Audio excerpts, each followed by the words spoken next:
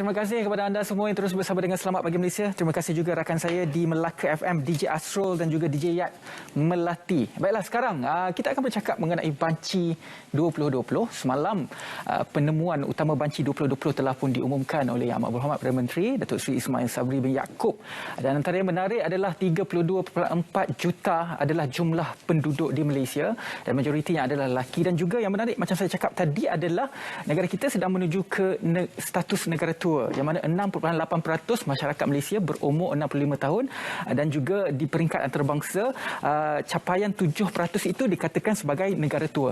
Selain daripada itu juga banyak lagi perincian yang menarik dalam banci 2020 dan hari ini saya sangat berbesar hati bersama dengan Yang Berhormat Datuk Seri Mustafa Mohamed, iaitu Menteri di Jabatan Perdana Menteri Ekonomi, untuk kita bercakap mengenai penemuan utama banci 2020. Baiklah Datuk, mungkin kita boleh mulakan. Kita melihat banci itu telah pun dijalankan sejak penubuhan Malaysia itu sendiri. Mungkin sejarahnya Datuk boleh perincikan lagi macam mana? Assalamualaikum warahmatullahi wabarakatuh. Salam sejahtera. Terima kasih saudara Rizwan dan juga RTM memberi ruang saya untuk cakap sebanyak pasal banci. Semalam hari Senin, Perdana Menteri melancarkan laporan beberapa penemuan utama banci, tapi sebelum itu eloklah kita kongsi sedikit sebanyak tentang Jabatan Perangkaan. Yang pertama, Jabatan Perangkaan ditubuhkan pada tahun 1949, usianya 73 tahun dan diletakkan di bawah Jabatan Perdana Menteri, yang merupakan salah satu tugas saya lah dalam kerajaan ialah untuk membantu perjalanan DOSM dalam bahasa Inggeris, Department Statistik Malaysia ataupun Jabatan Perangkaan. Jadi peringkat awalnya ditubuhkan tahun 49 ialah untuk mengutip data berkaitan dengan perdagangan. Itu isu yang angka yang pertama dikutip, itu yang pertama. Yang keduanya kekerapannya setahun sekali, ya. Yang kedua, yang tiganya ia di peringkat makro, ya, peringkat negara lah. Jadi sekarang ni bukan sahaja perdagangan, ya, penduduk, ya, inflasi, kadar pengangguran, kesemua data-data dalam negara kita ini kebanyakannya hampir kesemua datang dari Jabatan Perangkaan. Jadi bidang tugasnya berkembang daripada cuma mengutip data perdagangan pada tahun 49, hari ini pelbagai data perangkaan dikutip dari Jabatan Perangkaan. Dulu tahunan, sekarang ni kalau perdagangan, ya, tempohnya cuma 2 minggu selepas. Umpamanya kalau data perdagangan bagi bulan Januari tahun ini, ya, pertengahan boleh esok lusa hari 2 ni kita akan keluarkan. Dulu setahun sekali. Itu bezanya. Dulu persembahannya dengan penerbitan, sekarang ni infografik.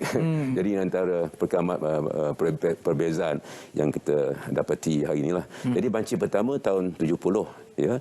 Sekarang yang ke-6, semalam dia adakan satu seminar, ya. Antara pesertanya ialah ketua perangkawan yang pertama. Dulu orang putih lah ketua perangkawan ni. Dah tak ada orang Malaysia yang layak. Jadi ketua perangkawan pertama ialah nama Ramesh Chandra. Ramesh Chandra tahun 63 dilantik. Beliau lah yang menjalankan yang menjadi komisioner pertama tahun 70 banci pertama. Jadi beliau ceritalah semalam dalam seminar bagaimana kaedahnya sekarang ni real time melalui telefon, ya, melalui online. Jadi banyak perbezaan. Elok juga saya terangkan kepada penonton tentang beberapa penemuan utama tahun 70 berbanding dengan tahun 2020. Yang pertamanya dari segi penduduk, umpamanya tahun 70 Malaysia cuma 10.4 juta penduduk, ya. Jadi 50 tahun kemudian 2020 sekarang ini seperti diumumkan Perdana Menteri 32.4 juta. Pertambahan sebanyak 20 juta daripada 10.4 sekarang ini tahun 70 kepada sekarang ini tahun 2020 32.4 juta. Yang pertama. Yang keduanya dari segi kaum, ya, pada pecahan kaum pada tahun 70 Bimputra 55.8%, ya, sekarang ini 69.4%. Kaum Cina umpamanya tahun 70 34.1%, sekarang ini 23.2%. Ini antara angka-angka yang penting lah. Yang menarik juga, pada tahun 70 penduduk berumur 0 hingga 14 tahun. Malaysia masa itu negara muda lah. 4.9%. 45% merupakan kanak-kanak 0 hingga 14 tahun. Kita baru beralih pada fasa baby boomers pada sekarang ini 24%, ya. 24%. Kalau kita tengok umur, yang umur lebih 65 tahun, dulu cuma 3.1%, sekarang 68%. kalau bandar dengan luar bandar, dulu kawasan yang tinggal di luar bandar 72%, sekarang 25% saja. Ya, dulu Malaysia tahun 70, profil kita negara luar bandar, ya, ramai anak muda, ya, penduduk Bumi Putra cuma 55%. Itulah antara perubahan-perubahan. Jadi ini semua yang saya kongsi dengan para penonton merupakan perbandingan tahun 70 dan tahun 2020. Ini agak menariklah. Ini melambangkan perubahan-perubahan yang radikal dalam negara kita Malaysia. Yang pastinya sekarang ini rakyat menuntut lebih banyak lagi maklumat. Ya, kalau dulu maklumat itu tak lengkap sikit saja, ya, bermula dengan maklumat berkaitan pedangan saja. Sekarang ini meliputi hampir ke semua kehidupan kita lah. Dikutip oleh Jabatan Perangkaan. Selain daripada banci penduduk yang kita umumkan soalan adalah banci penduduk, apa lagi banci-banci ataupun jenis data yang dikutip oleh Jabatan Perangkaan? Jabatan Perangkaan dalam satu tahun mengeluarkan lebih 500 penerbitan. Jadi umpama yang pentinglah saya sebut data-data berkaitan kadar pertumbuhan negara. Pada hari Jumaat lalu, UMNO Bank Negara bersama dengan Ketua Pengarah Jabatan Perangkaan ataupun Ketua Perangkawan mengumumkan kadar pertumbuhan negara bagi tahun 2021, khususnya suku keempat tahun lalu. Ya. Pertumbuhan suku keempat ialah 3.6%. Bagi keseluruhan tahun lalu 3.1%. Jadi angka ini dikeluarkan oleh Jabatan Perangkaan, ya, setelah mengambil kira pertumbuhan dalam sektor pembuatan, pertanian. Umpamanya tahun lepas sektor pembuatan berkembang lebih 9%. Jadi angka-angka ini dikeluarkan oleh Jabatan Perangkaan. Itu antara hasil utama Jabatan Perangkaan. Satu lagi adalah pengangguran. Yang ramai anak muda dan kita semua ikuti. Umpamanya tahun lepas bulan Disember pengangguran turun kepada 4.2%. Angkanya datang juga daripada Jabatan Perangkaan. Inflasi tahun lepas purata 2.5% umpamanya. Itu juga antara angka-angka yang diterbitkan Jabatan Perangkaan. Pendek kata, kebanyakanlah angka-angka berkaitan sosioekonomi datang Jabatan Perangkaan. Yang beza dulu dan sekarang, kalau zaman dulu, ya, sebelum merdeka, ya, kita banyak kumpul data dari peringkat agregat. Sekarang di peringkat mikro, ya. Sekarang ni kita tengok di kampung, kalau mungkin peringkat parlimen, kita ada 160 daerah dalam negara kita, makna ada 160 DO, dan Jabatan Perangkaan mengeluarkan perangkaan mengikut daerah. Dan insya-Allah kita akan edarkan kepada ahli parlimen. Kita juga keluarkan angka mengikut parlimen. Jadi profil, kalau saya jelilah, kita ada profil penduduknya, ya, berapa bilangan warga asing, berapa bilangan peratusan penduduk yang usianya lebih 65 tahun. Jadi kalau dulu fokusnya negara, ya. Sekarang negara ada, tapi kita lebih berminat untuk lihat pada mikro. Kampung kita, mukim kita, daerah kita. Itu antara perbezaan yang terdapat hari ini. Maknanya evolusi Jabatan Perangkaan itu melalui satu sejarah yang cukup gemilang dikongsikan oleh Datuk Ramesh Chandra tadi, Ketua Perangkawan pertama, semasa kita adakan seminar semalam berkaitan dengan sempena pelancaran hasil banci penduduk dan juga tempat kediaman 2020. Jadi di peringkat pembuat dasar dan juga pembuat polisi seperti Datuk yang berada di peringkat kementerian, ia melihat data-data ini cukup penting untuk pembangunan negara. Kenapa peri pentingnya data ini untuk kita rakyat bawahan ni tahu peri pentingnya untuk kita buat dan juga melaksanakan banci ini? Saya lihat dari sudut negara, saya lihat dari sudut rakyat, ya. Bagi rakyat, ya, banci ini pentinglah. Kita tahu umpamanya nisbah antara lelaki dengan perempuan, ya. Nisbah diumumkan PM lah, bagi setiap 110 lelaki ada 100 orang wanita, ya. Saya nak terang sedikit. Kalau kita keluar rakyat asing lah, ya, kerana rakyat asing yang berada di Malaysia kebanyakan mereka lelaki. Jadi kita ada 2.7 juta rakyat asing. Kalau keluarkan mereka, kalau berpandukan kepada rakyat Malaysia sahaja, ya, nisbahnya 103. Untuk rakyat Malaysia, 103 lelaki, ada 100 orang wanita setelah ditolak warga asing. Kalau ambil seluruh penduduk Malaysia, maka nisbahnya 100. Ini penting dalam konteks membuat dasar, ya.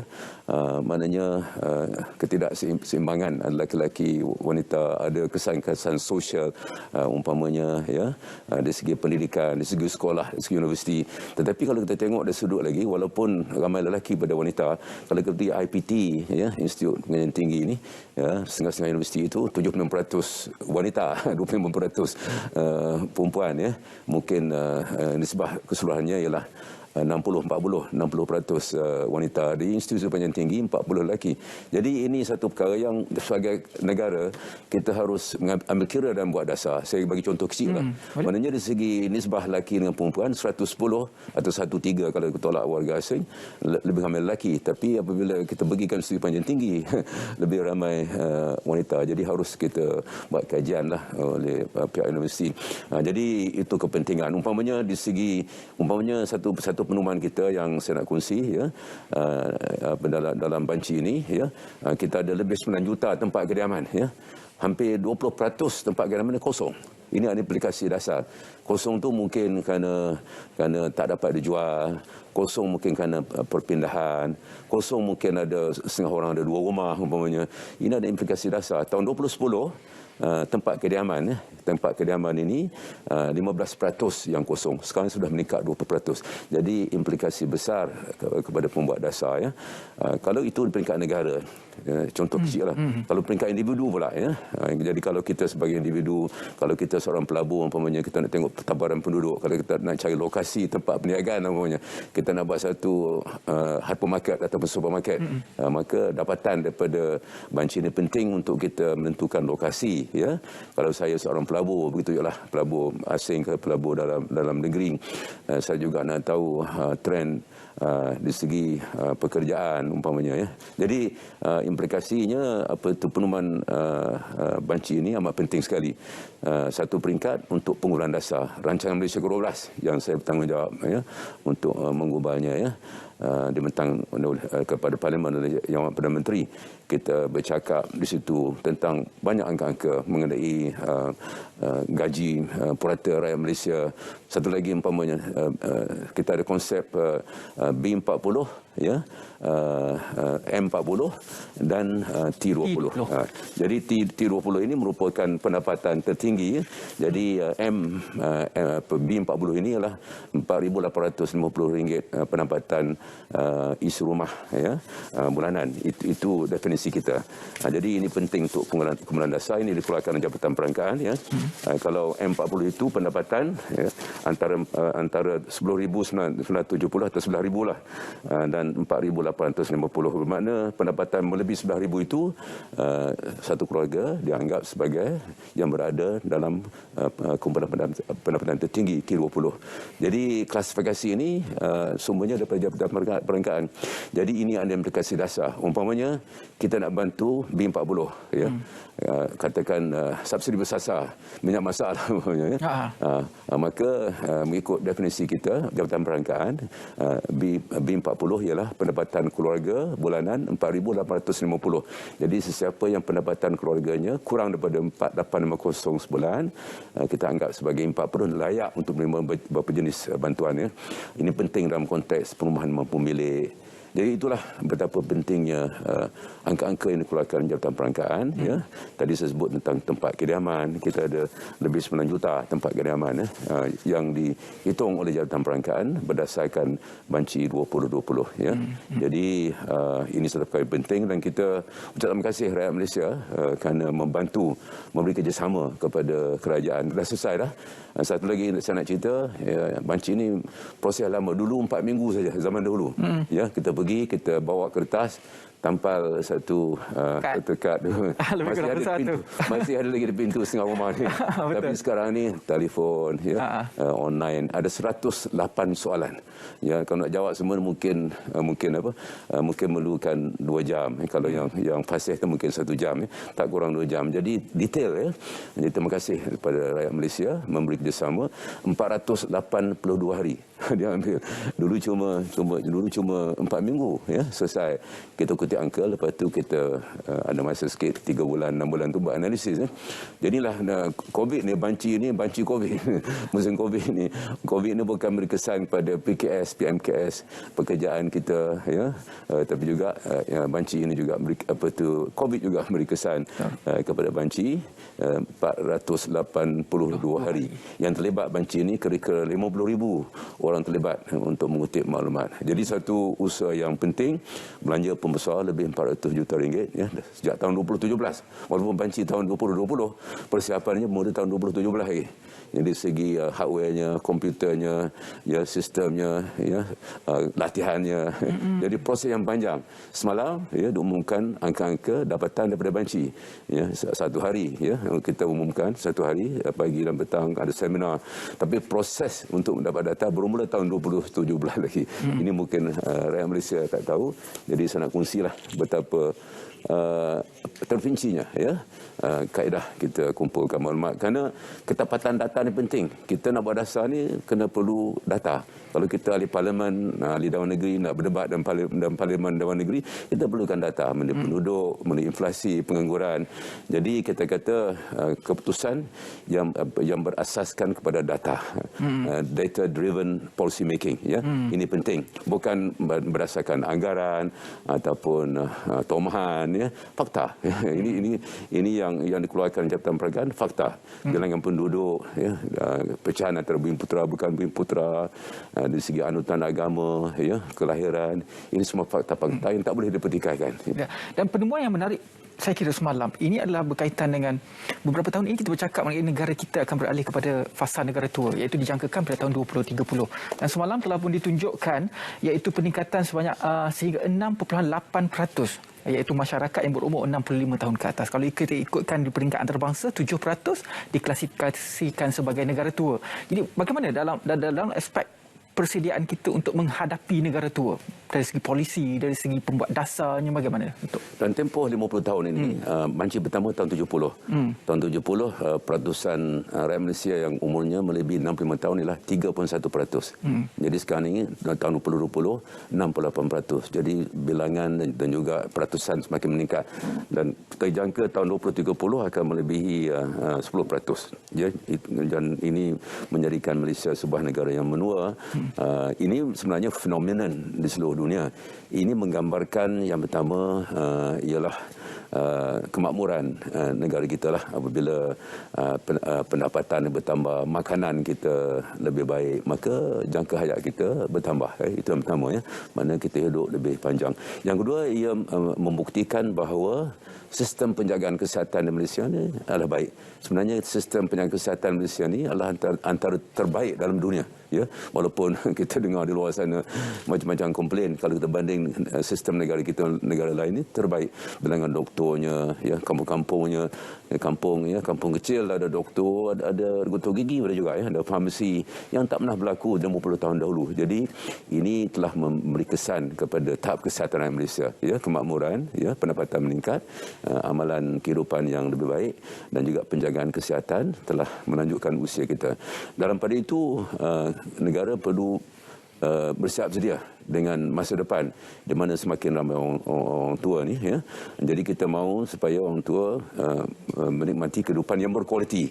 Ya, kita tak mahu kita lanjut usia tetapi pelbagai penyakit lah, kecil manis ke, darah tinggi ke.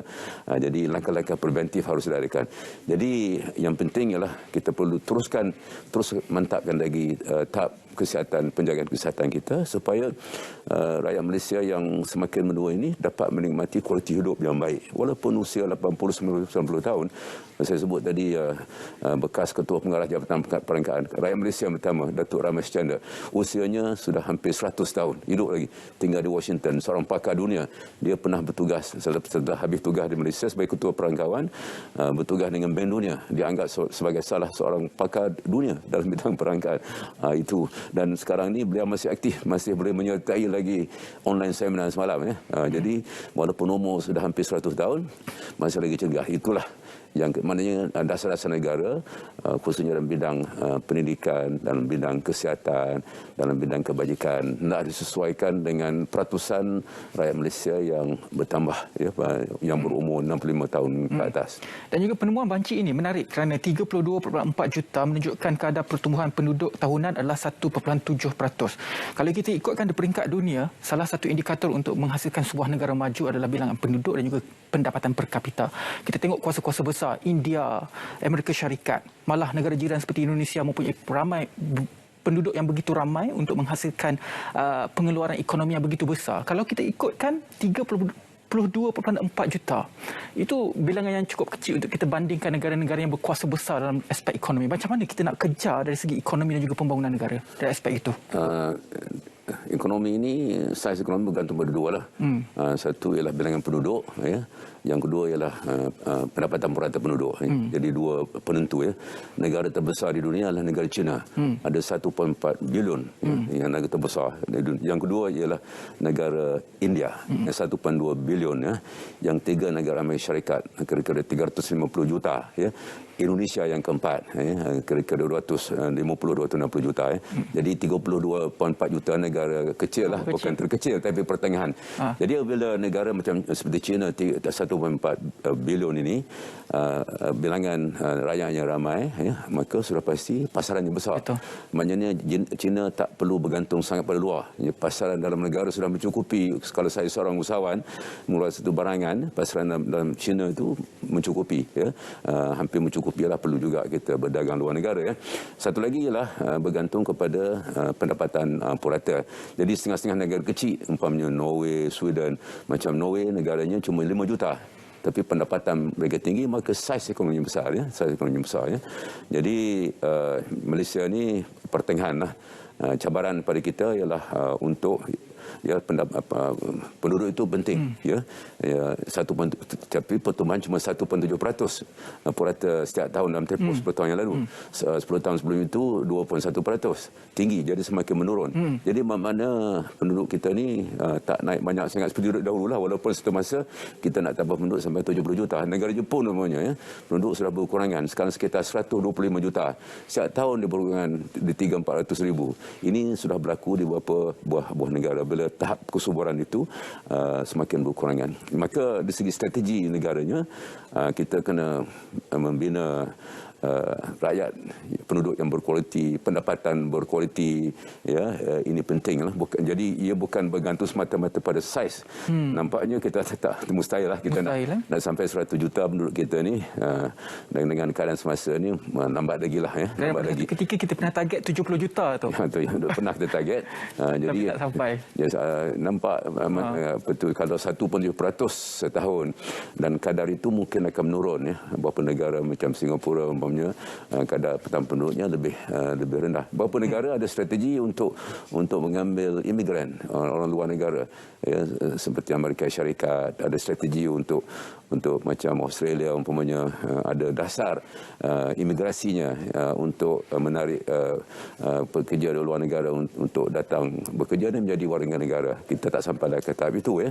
Tapi apapun, yang penting bagi kerajaan ialah kita nak bina negara yang berkualiti dari segi pendapatan purata, dari segi kualiti hidup, ya, dari segi kemudahan asas kerajaan, bukan elektrik, bekalan air, jalan raya dan lain-lain. Itu yang bukan saja kuantiti, ya. Bukan semata nak berdasar bilangan penduduk, tapi nak melahirkan penduduk yang berkualiti dari segi kemakmuran, pendapatan, tahap kesihatan, kemudahan awam. Itu matlamat kita. Jadi bagaimanakah penemuan banci semalam yang diumumkan itu akan membantu kerajaan dalam pelaksanaan rancangan Malaysia ke-12 tu? Yang pertamanya rancangan Malaysia ke-12 dan banyak lagi dasar kerajaan berasaskan fakta. Jadi apabila kita merancang, kita lihat kepada sektor-sektor ekonomi, pembuatan macam mana, pertanian macam mana, ya. Jadi perancangan itu berasaskan kepada fakta yang ada. Yang kedua, kita lihat kepada masa depan. Masa depan ni kita digital, ya. Kita lebih saling hubung antara satu sama lain, komunikasi, sektor komunikasi semakin penting. Jadi perancangan ini berdasarkan kepada yang pertama angka-angka, dan juga kita lihat pada masa depan. Umpamanya, ya, kita menuju ke arah negara menua yang kita bincangkan tadi, maka dasar-dasar hendaklah berdasarkan kepada trend yang berlaku. Tapi yang penting sekali evolusi, ya, maknanya cukup dinamik, ya. Yang apa yang berlaku di segi teknologi, di segi komunikasi cukup dinamik. Apa yang kita saksikan hari ini tak termimpi kita 10 tahun dahulu, ya. Jadi perancangan ini sukar dalam keadaan dinamik ini. Itu sebabnya kita perlu angka-angka yang sekarang kita real time. Maknanya kita nak angka-angka ini, perangkaan terbitkan jawatan perangkaan pantas, cepat dan berkualiti. Kalau dulu umpamanya data perdagangan 2 bulan, 3 bulan, sekarang 2 minggu saja. 2 minggu oleh kerana kita sistem canggih, semuanya dah computerized. Bila barang melepasi sempadan pelabuhan. Kita dah ada dah maklumat tersebut. Jadi melangkah ke hadapan ini kita perlu pastikan bahawa data dan perangkaan dapat dibekalkan kepada kerajaan dalam tempoh yang singkat. Tiada tempoh lag, tempoh itu terlalu lama. Dan ini akan membantu perancangan kita. Jadi untuk memastikan perancangan kita sama ada rancangan 5 tahun ataupun belanjawan, dasar pendidikan, dasar kesihatan, semua dasar-dasar ini kita tak boleh lagi perangkaan datang setahun kemudian, 6 bulan kemudian. Kita nak kalau boleh real time, maknanya itu tuntutan masyarakat moden hari ini dan ini akan dapat membantu kerajaan. Oleh itu kita telah buat keputusan untuk mentransformasikan jabatan perangkaan. Satu jabatan yang penting, langkah-langkah sedang diambil untuk meminda akta, untuk memberikan latihan, untuk menggunakan teknologi lebih canggih. Kerana fakta dan data itu penting dalam mengubah setiap dasar dalam negara kita. InsyaAllah. Terima kasih banyak-banyak kepada Yang Berhormat Datuk Seri Muzaffar Mohamad, Menteri di Jabatan Perdana Menteri Ekonomi, bercakap mengenai kita penemuan utama banci Malaysia 2020. Mungkin itu tak cukup setengah jam tu, mungkin kita boleh panjangkan lagi kerana penemuan banci itu banyak dan ia cukup penting untuk kita tahu dan juga untuk menjadi asas kepada polisi Malaysia. Jabatan perangkaan yang penting jabatan perangkaan ini ada lebih 3,000 warga. Setiap negeri lah ada cawangannya dan mereka berperan penting. Saya ambil kesempatan ini untuk mengucapkan tahniah kepada seluruh warga Jabatan Perangkaan 3,000 seluruh negara yang bertanggungjawab untuk memastikan banci ini dapat disiapkan walaupun kita menghadapi pelbagai rintangan, kekangan dalam musim COVID. Tahniah kepada semua. Terima kasih kerana Malaysia akan membantu memberi kerjasama menjayakan banci 2020. Terima kasih banyak-banyak Datuk. Itu dia kata-kata akhir daripada Yang Berhormat Datuk Seri Muzaffar Mohamad, Menteri di Jabatan Perdana Menteri Ekonomi.